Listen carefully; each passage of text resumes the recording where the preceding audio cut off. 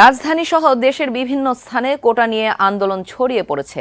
এ নিয়ে চলমান আন্দোলনে গতকাল ঢাকা বিশ্ববিদ্যালয় সহ বিভিন্ন বিশ্ববিদ্যালয় ক্যাম্পাসে সংঘর্ষ হয়েছে। এ ঘটনায় সামাজিক যোগাযোগ মাধ্যমে নিন্দার ঝড় বইছে। এমন পরিস্থিতিতে সাধারণ শিক্ষার্থীদের এই কোটা আন্দোলন নিয়ে মুখ খুলেছেন বাংলাদেশ জাতীয় দলের ক্রিকেটাররাও। বুধবার নিজের ভেরিফাইড ফেসবুকে জাহাঙ্গীরনগর বিশ্ববিদ্যালয় শিক্ষকদের হেনস্থা হওয়ার ব্যাপারটিকে খুবই নিন্দনীয় বলে উল্লেখ করেন জাতীয় দলের সাবেক অধিনায়ক মুশফিকুর রহিম। জানান, চলমান কোটা সংস্কার আন্দোলনে আর কোনো সহিংসতা চান না তিনি। সংশ্লিষ্ট ব্যক্তিদের শান্তিপূর্ণ সমাধানের রাস্তা বের করতেও অনুরোধ জানান এই উইকেটকিপার ব্যাটার।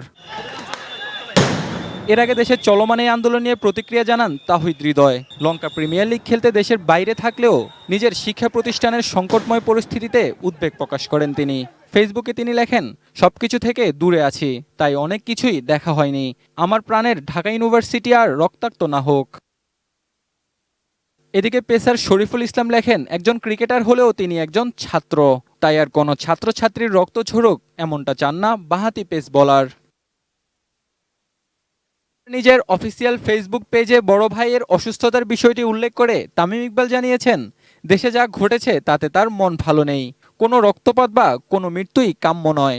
তরুণরাই দেশের ভবিষ্যৎ, তাই কোনো সংঘাত নয়, আলোচনায় সমাধান হোক। এই অস্থিরতা দ্রুত কেটে যাক, দেশ ও দেশের মানুষ ভালো থাকুক। দেশে কোটা সংস্কার আন্দোলনে এখন পর্যন্ত প্রাণ হারিয়েছেন কয়েকজন। ঢাকা বিশ্ববিদ্যালয় শুরু হলেও পরে আন্দোলন ছড়িয়ে পড়ে সারা দেশের বিশ্ববিদ্যালয়গুলোতে। Mahmud Ibrahim, ATN news, Dhaka.